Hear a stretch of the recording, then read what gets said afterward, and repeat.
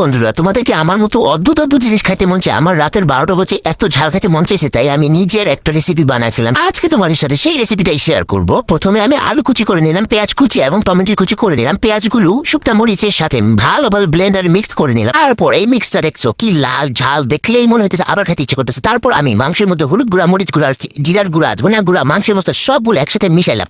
মিশিয়ে মাখা করলাম। ও বাই দ্য ওয়ে, লবণও দিতে হবে, আদার পেস্ট, রসুন পেস্টও দিতে হবে, আমি ভুলে গেছি বলতে। তারপর চুলায় কড়াই বসিয়ে তেল দিয়ে দিলাম। তেলটা ভালোভাবে গরম হয়ে গেলে মাংসটা ঢেলে দেবো। মাংসটা ভালোভাবে কড়কড়া করে ভাজতে হবে। এই রান্নাটার মধ্যে যত বেশি মাংসটা ভাজবা তত বেশি মজা হবে।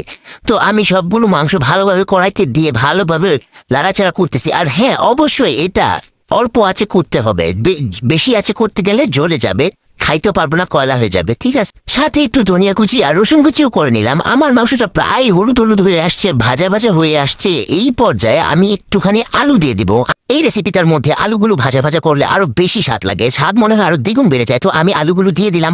এখন মাংসের সাথে আলুগুলো ভাজা করবো। আর হ্যাঁ, মাংসটা 80% ভাজা হয়ে গেলেই আলুটা দিতে হবে। তো মাংস আর আলু ভাজা হয়ে গেছে। এখন সেগুলো উঠিয়ে সেই তেলেই আবার রসুন কুচিগুলো দিয়ে দিব। তারপর সেই পেস্টটা দিয়ে দিব, শুকনা মরিচ আর পেঁয়াজের পেস্টটা আমি এখন দিয়ে দিচ্ছি।